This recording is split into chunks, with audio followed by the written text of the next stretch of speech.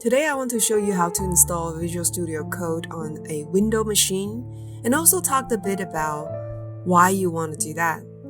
Here are the main features that it tried to highlight. So it has IntelliSense, it has Run and Debug, it has built-in Git and extension. It says Meet IntelliSense, go beyond syntax highlighting and autocomplete with IntelliSense. So what it means is when you're typing the code, as you see the blue bar here, a box will pop up and give you hints, and it would not only highlight, it would autocomplete and give you maybe suggestions, and that's really helpful and it really saves time if you start to code more, because a lot of time you may not remember syntax, and the IntelliSense will save you a lot of time, make coding more enjoyable. And then also print statements debugging is a thing of the past. What that means is that you can now debug. So by debugging, you see this little bug here. Debugging just means that step through your code so that you know what is happening, and it's extremely important and critical, especially if your code is not running, if your program has an issue and you need to troubleshoot. It's very important that you have a great tool that can help you debug. And next one is the Git commands built in. Review diffs, the difference in your files, and stage files and make commits, and these are stage files and make commit, these are Git specific words, but just know that Visual Studio Code has Git support. And here the Visual Studio Code also provides extensions for you to easily add new feature. You can add Python, you can add C++, you can add many other, like including Java, you can add extensions for web development. The last one is not as applicable. It's deploy with confidence and ease, because not everyone will be deploying to the Microsoft Azure, which is the Microsoft Cloud solutions, right? A lot of time you, as a student, as an engineer, you may just be developing for your local machine, but as an engineer, your company may be using other cloud solutions, not necessarily Microsoft Azure. But if so, Visual Studio Code has good support. I will follow the installation steps and first download the Visual Studio Code installer, and it's going to start downloading. It's going to pop up and should be downloading. And you might see this depends on what machines you are on. I'm on a Windows server, so here it says this user installer is not meant to be run as administrator. If you would like to install Visual Studio Code for all users in this system, download the system installer instead. Since I'm the only user on this machine, I'm just gonna stick with this user. Right here is user setup. So this is a user installation package, not a system installation package. System means that once you install a system installer, all the users on this machine will be able to use Visual Studio Code. I don't need that, so I'm gonna click OK, and it's going to present me with the default installation flow. So here I accept. And I can create a desktop, so I'll leave whatever is selected and then click install. The installation is pretty painless, and it should finish momentarily. The installation has complete, and I'm going to click on finish, and the Visual Studio Code will pop up and show you the theme selection, so you can select which theme. I kind of like the dark high contrast, so I'm going to select that. So you see how it turned into the dark high contrast. You know, you can look around and try light, or yeah, I think light is too hard on my eyes. So actually dark looks good, so I'm going to stick with dark. All right. And then next would be I'll sync to and from other device, so I don't need to do that. And one shortcut. So you can go through this and see if you want to set up any of these. I am going to leave all the unconfigured and just mark done.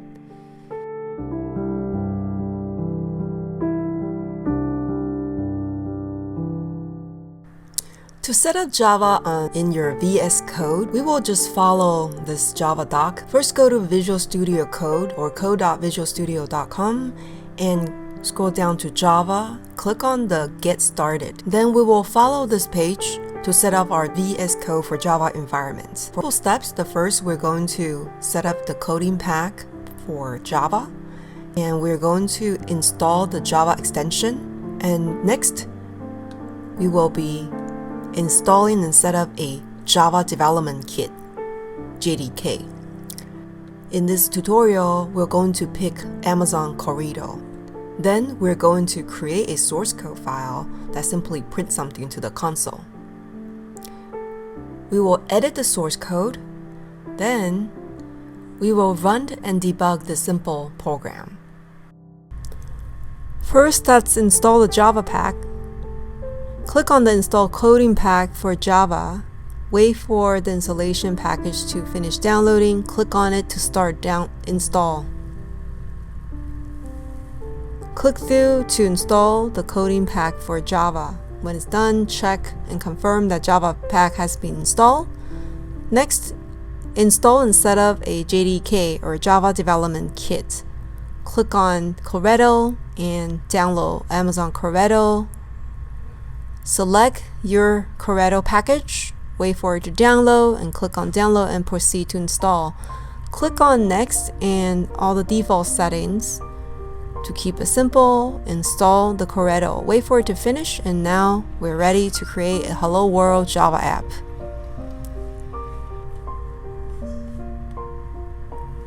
First, let's open and create a new folder. This is to be used for the workspace. Let's call it My Java Test. Next, let's open this folder to make it the workspace folder. We'll select Yes, trust the author from everything in this folder. And then create a new file called Hello Java. In this Hello Java file, create a main method such as public class hello. This is a hello class, and we'll create a main method called public static void main. And it takes a parameter of strings array. Inside of this method, it will print to the console hello. Let's try running it, and also at exclamation mark. When we run it, we should see the hello printed to the console, and that's add a couple more lines. Also put a breakpoint and run in debug mode.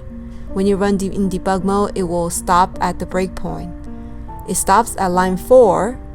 We'll keep step over and execute at line 6. When we hit line 7, we're done. Next, let's create and run a sample Spring Boot app. Next, let's create a Java Web Apps. Go all the way to the bottom of Getting Started page and click on Java Web Apps.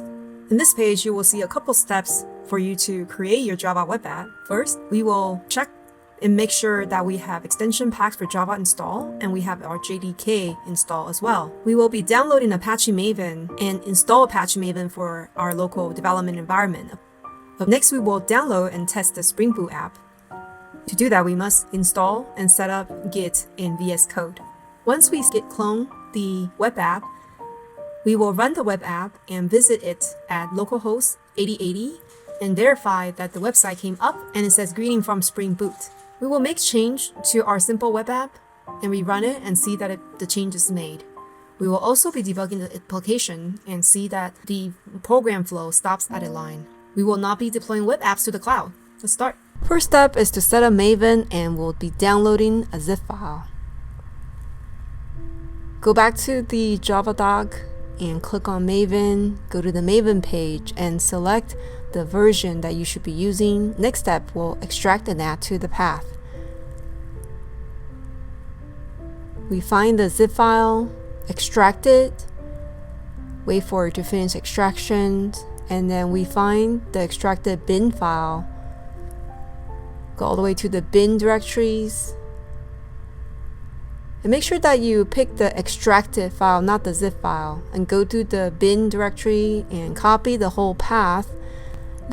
Then paste that to a new environment variable and hit OK. Once hit OK, and closed out all the environment settings, you should be able to verify at the command line that Maven has been installed. At the command line prompt, type Maven. It may give you error, but that's okay as long as it doesn't say command not found. Next, we're going to go to the next step and confirm that Git is installed, because we're going to download this sample app. Download the Git package that's applicable to your system. When it's finished downloading, click on it.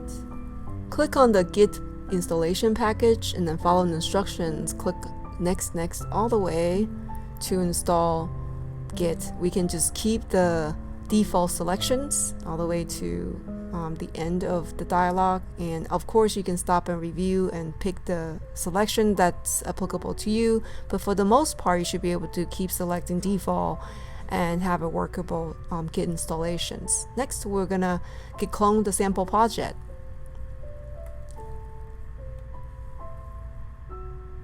We'll make sure that Git is installed by going to Git and reload the window if you need to, and then once it's finished, we can do Command P to open git clone, and at the git clone, select git clone. Then you need to paste in the Git URL. So go back to the VS doc if you don't have that URL, copy the URL and paste it back into the prompt. Select git cloned, find a directory to put the Git put the cloned project to. Let's call it my Spring Boot. Select the repository workplace, and then next we will run the app. When you git clone this application, it actually git clone everything. So as you can see in the VS Code, it has everything, including the source code, including the file that you may see Gradle, whatnot. But you could just try to run it, do a Command Shift P on Windows or Command Shift P on Mac. And when it's about to run, it's gonna ask you which file you're going to run, and just select the one that says hello controller. When it finished running or finished starting up, you will see a whole bunch of lines such as that. It's the what you call the Spring Beans initializations, and at the bottom you will see it's initialized. And when it's initialized, you can open a browser and go to address localhost.8080, and you should see greeting from Spring Boot. Next, we are going to make changes, as you can see on the screen, and rerun. You should see that the screen changed to 2023 on the website, on that simple website.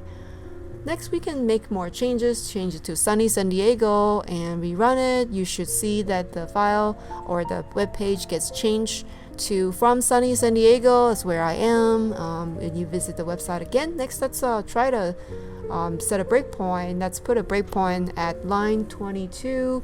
When you run debug, it's gonna stop there, and you can see it won't continue to start up, and you can hit continue, or you can hit step over, and you will see that the file will continue to run. You can also use the Spring Actuator endpoint to check that this service or app is up. You can do /actuator/health, and it will show that the status is up. This is a great way to check if a web app status is up and healthy. Congratulations! You finished setup and installing Java and create a simple Java app as well as a simple Java web app using Spring Boot. If you enjoyed this video and would like to see similar content, please hit subscribe and check out my other setup video.